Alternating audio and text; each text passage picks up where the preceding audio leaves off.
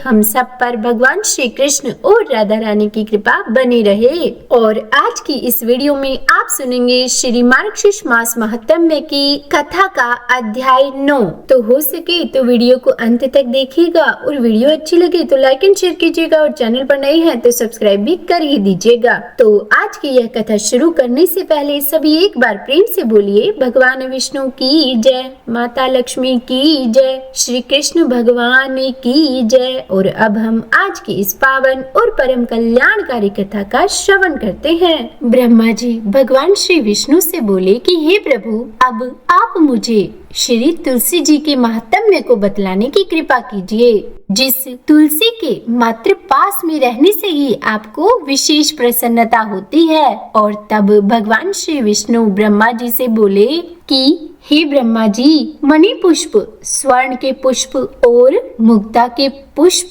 तुलसी पत्र दान के 16वीं कला के भी योग्य नहीं है। जो मनुष्य तुलसी की मंजरी से मेरा पूजन करता है वह पुरुष दोबारा कभी गर्भगृह यानी कि गर्भ में नहीं जाता और मुक्ति का भागी हो जाता है। केवल तुलसी के वृक्ष को गमला में रोप कर उस तुलसी दल से मेरा पूजन जो मनुष्य करता है वह व्यक्ति स्वर्ग में और मेरे श्वेत द्वीप ग्रह में आनंद करता है। हे सूत, जिसने बिना टूटे निर्मल सुगंधित तुलसी के पत्रों से मेरा एक बार पूजन किया तो उसी समय यमराज उसके पोथी में लिखे हुए अब तक के सभी पापों को देखकर मिटा देते हैं। और जिसने एकादशी और पवित्र दिनों में मेरे पूजन के लिए तुलसी नहीं रखी तो उसके यौवन को और उसके जीवन प्राण को धिक्कार है। उसको इस लोक में और परलोक में कभी भी धन सुख और संतति सुख देखने में नहीं आता।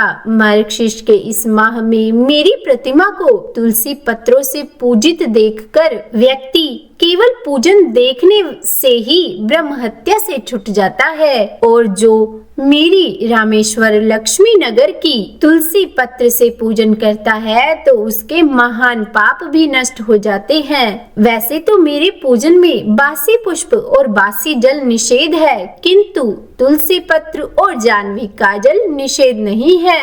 हे सूत, मालती आदि पुष्प मुझको प्रसन्न करने के लिए मेरी प्रिय पवित्र तुलसी से अधिक नहीं है। जो मनुष्य बिल्व पत्र से एक बार मेरा पूजन करता है तो वह आतंक से रहित होकर और मेरे समीप आकर मुक्ति का भागी होता है, यानी कि समीप में ही मुक्ति को प्राप्त हो जाता है। समीप पत्र से, जाति पत्र से, कमल से और कौस्तुभ मणि से भी अधिक तुलसी पत्र मुझे प्रिय है। मेरे हृदय को आनंद देने वाली मंजरी युक्त साबुत पत्र वाली तुलसी क्षीर समुद्र में प्रादुर्भाव लक्ष्मी के समान मेरे को सदा प्रिय है। श्वेत तुलसी और कृष्ण तुलसी दोनों ही मुझे प्रिय है। जैसे एकादशी कृष्ण पक्ष की और शुक्ल पक्ष की दोनों ही मुझे प्रिय है। जो तुलसी पत्र को लेकर भक्ति से मेरा पूजन करता है तो उस पूजन से समस्त देवता असुर मनुष्य का पूजन हो जाता है। कौस्तुभ आदि अनंत रत्न मुझको प्रसन्न करने के लिए तब तक करते रहते हैं जब तक कृष्ण मंजरी युक्त कृष्ण तुलसी मुझे प्राप्त नहीं हो जाती। जो मनुष्य कृष्ण तुलसी से कृष्ण भगवान का पूर्ण भक्ति से पूजन करता है तो वह सुंदर उज्जवल भवन कृष्ण लोक को जाता है, जहाँ लक्ष्मी के साथ भगवान श्री विष्णु वास करते हैं। और जो लोग मेरे पूजन के लिए भिक्षुओं को और अन्य मेरे भक्तों को तुलसी दल को देते हैं तो वे लोग अविनाशी परम पद को जाते हैं। जो मनुष्य कृष्ण तुलसी या फिर श्वेत तुलसी से मेरा पूजन करता है तो वह मनुष्य शरीर को छोड़कर सदा के लिए वैष्णवी गति को पाता है। और तब इसके बाद भगवान विष्णु से ब्रह्मा जी बोले कि हे भगवान विष्णु, हे केशव, अब अब आप मुझे धूप दान और दीप दान के महत्व को कहिए और उससे जो फल मनुष्य को मिलता है उसका वृत्तांत भी मुझे बतलाने की कृपा कीजिए। और तब श्री विष्णु भगवान ब्रह्मा जी से बोले कि हे ब्रह्मा जी, पहले आप धूप दान का जो फल है उसको मैं आपको बतलाता हूँ, आप उसे ध्यान पूर्वक सुनिए। जो मनुष्य मार्गशीर्ष के इस महीने में अगर कपूर और दिव्य चंदन का सुगंध धूप को देकर धूप दान करता है तो वह अपनी 100 कुलों का उद्धार कर देता है। जो वैष्णव कृष्ण वर्ण के अगर के धूप से मेरे मंदिर को धूपित करता है तो वह नरक समुद्र से मुक्त हो जाता है। जो गाय के घी में गुगुल और शर्करा मिलाकर धूप देता है तो उनकी इच्छाएं मैं पूर्ण करता हूँ। धूप किया हुआ गुगुल समस्त अनिष्टों को नाश करता है और उनकी कामनाओं को पूर्ण करता है। अगर का धूप देह और गृह को पवित्र करता है तथा समस्त रसों का धूप यज्ञ राक्षसों का नाश करता है। जाति पुष्प, इलायची, गुगुल, हर्ड, कूट, राल, गुड़, सैला, शंड और नख ये 10 धूप मिलाकर दशांश धूप कहे जाते हैं। और जो मनुष्य अत्यंत प्रिय मेरे इस मार्गशीर्ष के महीने में इस दशांश का धूप करता है तो मैं उसकी दुर्लभ कामनाओं को भी पूरी करता हूँ और उसे बल, पुष्टि, पुत्री, स्त्री तथा भक्ति को देता हूँ। और जो मनुष्य नागर मोथा का धूप जो कि मनुष्यों को प्रिय बनाने वाला, मंगल को करने वाला और दूसरों को वश में कर देने वाला है तो उस नागर मोथा के धूप को जो व्यक्ति मार्गशीर्ष के इस महीने में मेरे सामने करता है और गुड़ के धूप को करता है तो वह समस्त पापों से मुक्त होकर मुझको प्राप्त करता है। मेरे निमित्त किए गए धूप के बचे हुए धूप से जिसका शरीर धूपित होता है तो उसको स्वर्ग, भूमि और अंतरिक्ष संबंधी कोई भय नहीं होता। मार्गशीर्ष के इस महीने में मेरे सामने श्रद्धा से निरंतर धूप करने पर उस भक्त की सभी परेशानियां दूर हो जाती है और उसे समस्त सुख संपदा प्राप्त होती है।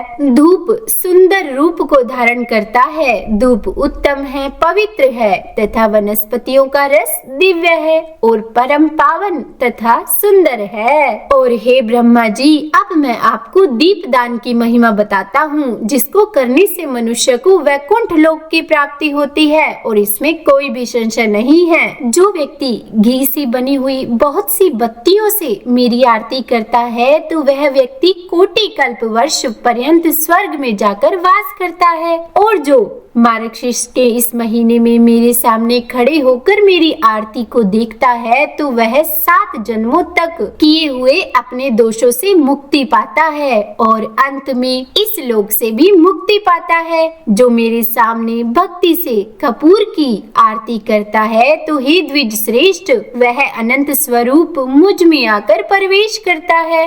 हे सूत, मंत्रहीन, क्रियाहीन किया हुआ पूजन भी संपूर्ण फल को देने वाला होता है। जो मार्गशीर्ष मास में कपूर का दीपक जलाता है वह तो अश्वमेध यज्ञ के फल का भागी होता है और अपने कुल का उद्धार करने वाला होता है। जो मेरे सामने और ब्राह्मणों के सामने तथा चौराहे पर दीपक जलाता है तो वह मनुष्य बुद्धिमान, ज्ञान से संपन्न और चतुर हो जाता है। जो मनुष्य मार्गशीर्ष के इस महीने में मेरे सामने घी या फिर तेल का दीपक जलाता है तो हे ब्रह्मा जी, अब आप उसके पुण्य फल का वृत्तांत सुनिए। मैं आपको वह बताता हूँ। समस्त पापों को त्याग कर 1000 सूर्य के समान कांतिमान होकर ज्योतिमान चमक दमक करने वाला विमान पर सवार होकर वह व्यक्ति मेरे लोक में आने पर पूजित होता है। इसीलिए विद्वान मनुष्यों को सब प्रकार से दीपक को जलाकर मेरा पूजन करना चाहिए। जो मनुष्य दीपक को जलाकर उसे बुझा देता है तो वह मनुष्य अवश्य ही नरक में जाकर गिरता है। हे द्विजोत्तम, जो मनुष्य पाद के लोभ से अथवा द्वेष से दीपक की चोरी करता है तो वह गूंगा या अंधा हो जाता है। तो बोलिए श्री विष्णु भगवान की जय। यह था आज आज का अध्याय और इसके बाद क्या हुआ यह हम जानेंगे इसके आगे आने वाले अध्यायों में। तो उम्मीद है आज की यह कथा आपको सुनने में पसंद आई होगी। अगर वीडियो अच्छी लगी तो लाइक एंड शेयर करें और चैनल पर नए हैं तो सब्सक्राइब भी कर ही दीजिएगा। और इसी प्रकार आगे के अध्यायों को सुनने के लिए हमारे इस चैनल से जुड़े रहिए और हाँ, नोटिफिकेशन बेल को जरूर दबाइएगा ताकि वीडियो का नोटिफिकेशन आपको समय पर मिल जाए। तो बोलिए राधे राधे।